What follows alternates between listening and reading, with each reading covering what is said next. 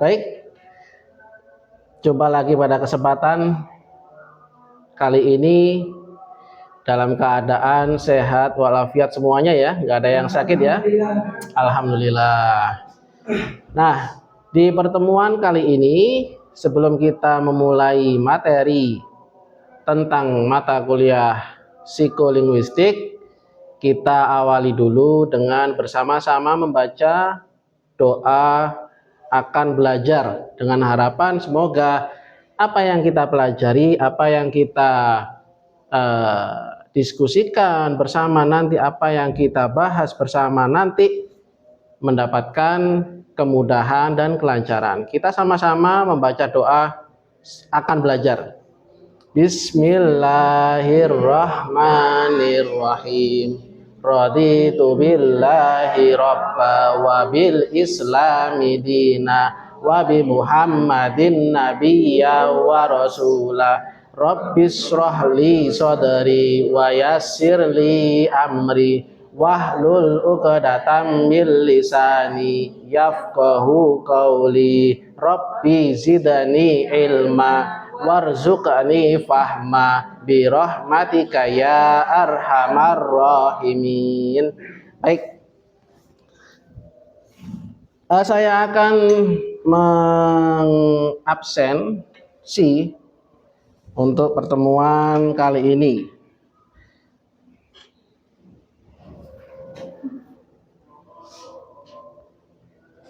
Oke, sebentar.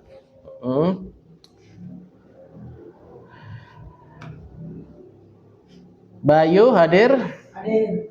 Oke. Cheryl hadir? Hadir. Siap. Andika hadir? Hadir. Siap. Sofia hadir? Hadir. Niken hadir?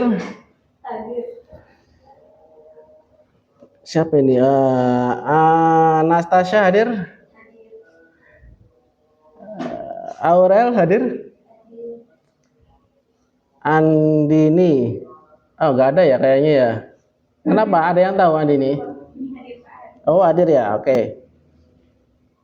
Berarti masuk semuanya ya? Siap. Sebelum materi saya mulai, di pertemuan sebelumnya sudah saya sampaikan terkait kontrak belajar kita untuk mata kuliah psikolinguistik ini. Baik, untuk materi kita kali ini yakni tentang pengantar psikolinguistik, yang mana akan kita bahas memahami bahasa dan pikiran di materi awal kita kali ini. Mari kita mulai perjalanan tentang psikolinguistik kita kali ini. Yang pertama, definisi dan ruang lingkup psikolinguistik. Definisi dan ruang lingkup psikolinguistik. Pertama, definisi. Kalau kita sudah membahas tentang atau menggunakan istilah tentang definisi, maka kita akan mengartikan suatu istilah. Nah, psikolinguistik, istilah psikolinguistik itu didefinisikan yakni studi tentang proses mental yang terlibat dalam pemahaman, produksi, dan pemerolehan bahasa. Ini mencakup berbagai aspek dari persepsi, ujaran, hingga produksi ujaran. Jadi, secara definisi, psikolinguistik adalah studi tentang proses mental yang terlibat dalam pemahaman. Artinya pemahaman di sini adalah yang menyangkut tentang bahasa, produksi tentang bahasa juga. Artinya bahasa yang diujarkan, yang dilontarkan oleh seseorang. Nah, itu. Dan pemerolehan bahasa oleh seseorang, antara orang yang satu dengan orang yang lain itu pastilah beda proses pemerolehan bahasanya. Ruang lingkup psikolinguistik sangat luas. Ini mencakup bagaimana kita mengenal bunyi bahasa, memahami kata kerja, membangun struktur kalimat, dan menginterpretasikan makna. Jadi ruang lingkup psikolinguistik itu sangat luas. Yang pertama kita diajak untuk mengenali bunyi. Mengenali bunyi, artinya apa? Bunyi-bunyi yang kita dengar, bunyi-bunyi yang kita tangkap dari luar sana dan ditangkap oleh telinga kita, masuk ke dalam pendengaran kita, itu merupakan bahasa yang mempunyai makna tertentu. Nah, proses ditangkapnya bunyi oleh indera pendengaran itulah yang dikaji oleh psikolinguistik. Lalu ada membangun struktur kalimat, sehingga dari bunyi dan dipahami kata-kata bisa dibangunlah sebuah struktur kalimat, sehingga bisa difahami secara jelas. Lalu menginterpretasikan makna. Nah, dari struktur kalimat yang sudah disusun dengan jelas, yang asalnya tadi dari bunyi-bunyian, lalu muncullah kata-kata, kemudian disusunlah menjadi kalimat, maka lahirlah makna yang sempurna. Selanjutnya, komponen utama dalam psikolinguistik. Di sini diterangkan komponen utama dalam psikolinguistik, ada kompetensi versus performansi. Maksudnya apa? Kompetensi merujuk pada pengetahuan bahasa yang kita miliki. Artinya kompetensi itu sudah ada pada masing-masing orang, sudah ada pada masing-masing individu. Sedangkan performansi merujuk pada bagaimana kita menggunakan bahasa dalam situasi nyata. Misal, seseorang yang berasal dari suku Jawa dengan seseorang yang berasal dari suku Sunda dan seseorang lagi yang berasal dari suku Bugis, itu pasti mempunyai potensi bahasa yang berbeda-beda. Nah, dari setiap kompetensi bahasa tersebut pasti akan melahirkan performansi yang berbeda pula. Nah, dari performansi inilah tampak nyata ketika si orang yang bersuku Jawa, si orang yang bersuku Sunda, dan si dia yang bersuku Bugis sudah melontarkan atau mengeluarkan kata-kata atau berbahasa. Selanjutnya ada tingkat representasi bahasa. Bahasa direpresentasikan dalam pikiran pada beberapa tingkat. Yang pertama ada fonologi. Seperti yang saya jelaskan di slide sebelumnya, ruang lingkup yang pertama adalah bunyi-bunyian. Nah, tingkat yang pertama di sini adalah fonologi yang membahas tentang bunyi. Kedua, morfologi, struktur kata. Ketiga, sintaksis, dan yang terakhir semantik makna. Makna lebih detail lagi ada pragmatik sesuai dengan konteks. Makna yang diartikan sesuai dengan konteks, bukan lagi teks seperti itu. Selanjutnya persepsi ujaran. Nah, karena tadi bahasan pertama pada psikolinguistik itu mengacu pada bunyi-bunyian, maka di sini persepsi ujaran, mengenali bunyi bahasa. Ada tiga. Yang pertama proses otak. Mengenali bunyi bahasa, yang pertama adalah proses otak. Nah, di sini tampak proses otak. Otak kita memproses dan menginterpretasikan bunyi bahasa melalui serangkaian langkah kompleks. Ini melibatkan pengenalan fonem dan interpretasi berdasarkan konteks. Proses otak. Jadi bunyi yang ditangkap oleh telinga itu pasti akan masuk dalam otak kita dan diproses di situ, disimpan dan diingat. Kategorisi fonem. Kita mengkategorikan bunyi-bunyi bahasa ke dalam fonem-fonem yang berbeda. Ini memungkinkan kita untuk membedakan antara kata-kata yang berbeda. Fungsinya untuk mengenali bunyi-bunyian alfabet. Misal, kita mendengar bunyi A. Oh, A berarti A seperti ini hurufnya. Kita mendengar bunyi seperti ini, I, dan seterusnya. Itu fungsi dari kategorisasi fonem. Kategorisasi fonem. Bunyi tadi masuk ke otak, lalu dikategorisasikan. Nah, muncullah efek konteks di sini, yakni sudut pandang tadi. Nah, mulai dicerna, diartikan.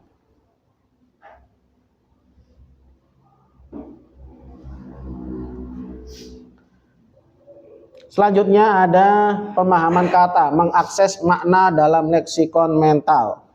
Yang pertama, nomor 1, penyimpanan kata. Kata-kata disimpan dalam pikiran kita dalam leksikon mental. Ini adalah kamus mental yang berisi informasi tentang kata-kata yang kita ketahui.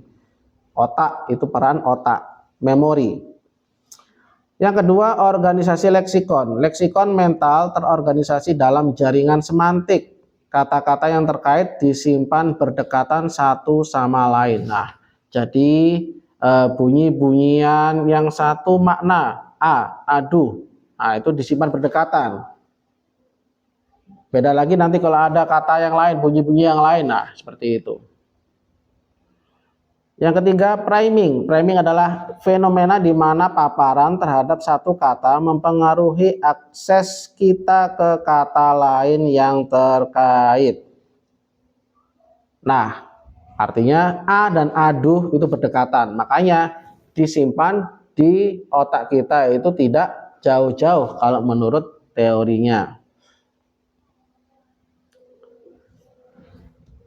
Berikutnya ada sintaksis, membangun struktur kalimat. Proses parsing.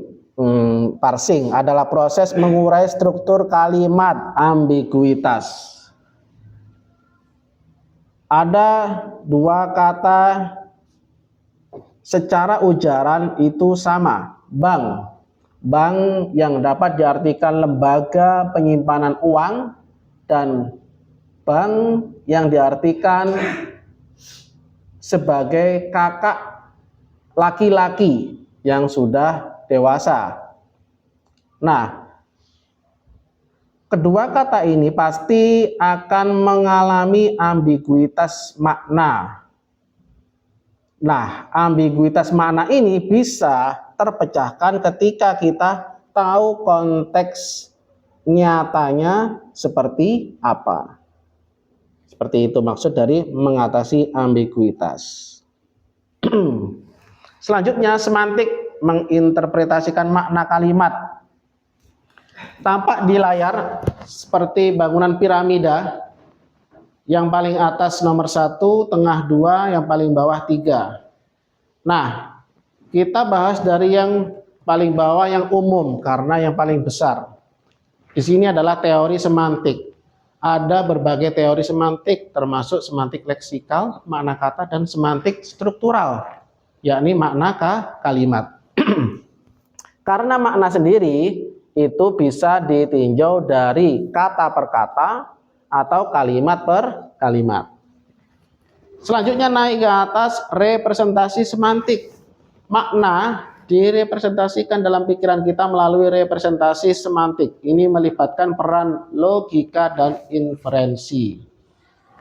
Yang paling atas, makna kalimat.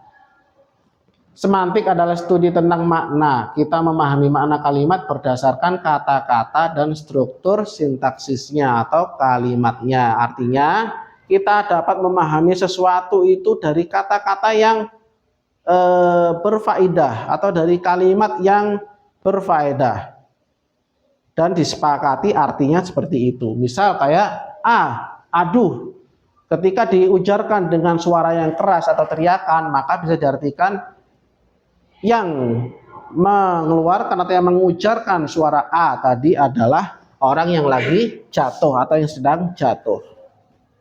Itu tentang semantik, menginterpretasikan makna kalimat.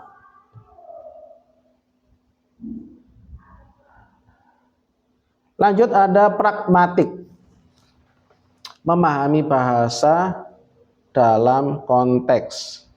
Nah, memahami bahasa dalam konteks maksudnya bagaimana? Pengaruh konteks, di situ ada 3. Pengaruh konteks. Konteks mempengaruhi pemahaman bahasa. Ini termasuk informasi tentang pembicara, pendengar, dan situasi. Artinya, konteks atau keadaan nyata, keadaan real yang sedang terjadi itu bisa mempengaruhi makna, bisa mempengaruhi pemahaman suatu bahasa. Nah, ini termasuk informasi tentang pembicara, pendengar, dan situasi. Jadi, ketika dalam suatu keadaan utuh, di situ ada pembicara, ada pendengar, dan ada situasi, itulah konteks yang bisa saling mempengaruhi arti bahasa, pemahaman bahasa. Selanjutnya ada implikatur percakapan. Dalam pragmatik ada implikatur percakapan. Implikatur percakapan atau teorinya Grace adalah makna yang tersirat dalam percakapan kita. Kita menginterpretasikan implikator berdasarkan prinsip-prinsip percakapan. Artinya seseorang ketika bertutur kata, ketika berujar menggunakan sebuah kata atau kalimat dengan mimik wajah penyampaian yang berbeda-beda, itu menyiratkan sebuah makna yang ingin disampaikan. Nah, itulah implikator percakapan. Selanjutnya yang terakhir ada tindak tutur. Tindak tutur menurut Shirley adalah tindakan yang kita lakukan dengan menggunakan bahasa seperti memberi perintah, membuat janji, atau mengajukan pertanyaan. Membuat perintah, memberi perintah artinya tolong baca buku itu merupakan tindak tutur, perintah. Bacalah buku itu, tulislah tugas ini. Itu perintah masuk dalam kategori tindak tutur. Kemudian membuat janji atau mengajukan pertanyaan. Mengajukan pertanyaan menggunakan kata tanya apa, bagaimana, siapa, kapan, di mana, dan lain sebagainya. Itu merupakan tindak tutur. Menurut Sperber dan Wilson dalam teori relevansinya menyatakan bahwa kita berusaha untuk memaksimalkan relevansi, kecocokan, kesesuaian dalam komunikasi. Kita mencari makna yang paling relevan dengan konteks. Seperti yang saya contohkan terkait ujaran atau terkait bunyi A, aduh. Nah, aduh ketika dibunyikan atau A ketika dibunyikan dengan suara yang menandakan kesakitan, itu sedang terjatuh. Konteksnya relevan ketika dilihat, oh ya memang sedang bertabrakan, artinya merasakan sakit, dan bisa juga sedang terjatuh. Itulah bunyi-bunyian dengan makna. Nah, di slide sebelum akhir di sini ada produksi ujaran. Merencanakan dan mengartikulasikan bahasa. Konseptualisasi yang pertama. Tahap pertama dalam produksi ujaran adalah konseptualisasi. Kita merencanakan apa yang ingin kita katakan.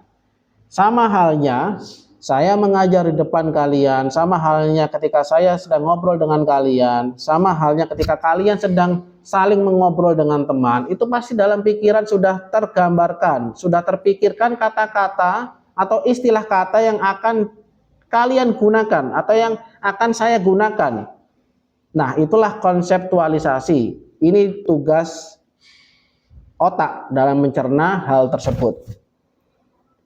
Formulasi, tahap kedua adalah formulasi. Kita memilih kata-kata dan membangun struktur kalimat. Nah, di formulasi ini tadi kan sudah di otak kita sudah tergambarkan. Saya ingin mengobrol dengan si A. Si A ini seorang perempuan cantik.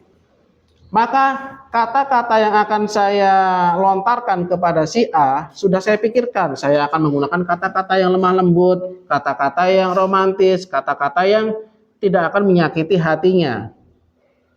Tapi beda lagi ketika saya akan mengobrol dengan si B. si B ini si anak laki-laki yang bandel, maka pilihan kata yang tergambar dalam kepala saya, pada otak saya itu pasti kata-kata yang ingin menunjukkan sebuah emosi karena kebandelannya, ingin menunjukkan kejengkelannya karena dia sulit diatur. Nah, seperti itu. Itulah formulasi yang sudah melontarkan atau dituturkan apa yang ada dalam kepala. Terakhir, artikulasi. Artikulasi adalah tahap ketiga. Kita menghasilkan bunyi bahasa dan diucapkan. Setelah dikonsepkan dalam kepala, kemudian diformulasikan dalam pikiran, terlontarkanlah sebuah kalimat yang memiliki artikulasi, yaitu pemaknaan. Kalau tadi ngobrol sama si A, pasti bisa diartikan bahwasanya kalimat saya, kata-kata yang saya gunakan itu kata-kata yang halus. Ketika ngobrol dengan si B, lain lagi. Kalimat yang saya lontarkan, kata-kata yang saya gunakan itu kalimat yang mengandung emosi. Seperti itu. Kesalahan bicara, slips of the tongue, mengungkapkan tentang proses produksi ujaran. Mereka menunjukkan bagaimana kita merencanakan dan memonitor ucapan kita. Jadi dalam otak kita itu ada semacam error, yang mana error ini mengakibatkan kesalahan berbicara. Sering kita temui di lingkungan sekitar kita tentang orang-orang yang berbicaranya gugup, orang-orang yang berbicaranya gagap. Gugup karena situasi tertentu, gagap karena ada ketidaknormalan dalam dirinya. Nah, itu sebuah fenomena dalam bahasa yang ditimbulkan oleh keeroran, ketidakstabilan dalam otak dalam konseptualisasi bahasa. Oke, di slide terakhir ada kesimpulan. Dari sekian materi dan teori tentang psikolinguistik, kita simpulkan secara ringkas bahwasanya psikolinguistik adalah sebuah ilmu yang membahas konsep-konsep kunci, termasuk persepsi ujaran, pemahaman kata, sintaksis atau struktur kalimat, semantik atau pemaknaan, pragmatik memaknakan sesuai dengan konteks, dan produksi ujaran, artinya tindak tutur. Nah, itu semuanya masuk dalam kajian psikolinguistik. Baik, presentasi untuk materi saya kali ini sudah cukup sekian, dan selanjutnya dari sekian presentasi dari awal hingga akhir, apakah sudah difahami semuanya? Sudah Pak. Oke, bagus. Alhamdulillah kalau semuanya bisa menangkap apa yang saya presentasikan barusan. Tapi saya ingin mencoba satu dari kalian untuk memberikan sedikit apa yang bisa disimpulkan. Mungkin Andika, apa konsep-konsep kunci yang menjadi pembahasan dalam materi psikolinguistik yang saya paparkan sejak awal tadi? Apa Andika? Menurut pendapat saya itu setelah dijelaskan oleh Bapak itu konsepnya itu termasuk persepsi ujaran, pemahaman kata, sintaksis, semantik, pragmatik, dan produksi ujaran. Betul sekali. Jadi ya, bisa beri tepuk tangan untuk Andika. Ya, terbaik Andika. Jadi 6 yang disebutkan oleh Andika tadi merupakan konsep kunci yang menjadi pokok bahasan psikolinguistik. Gitu. Untuk Andika sudah bisa menjawab beberapa atau menyimpulkan, memberikan kesimpulan dari materi yang sudah saya berikan tadi. Sampai sini mungkin cukup untuk perkuliahan kita pada kesempatan kali ini tentang materi psikolinguistik dan sub-sub bahasannya. Di pertemuan berikutnya kita akan membahas materi tentang fonologi atau kajian tentang bunyi-bunyian. Silakan dipersiapkan sebelum kita perkuliahan di pertemuan berikutnya, disiapkan bisa membaca-baca buku, bisa membaca-baca artikel demi untuk menambah pengetahuan sebelum memulai pelajaran dalam kelas. Seperti itu.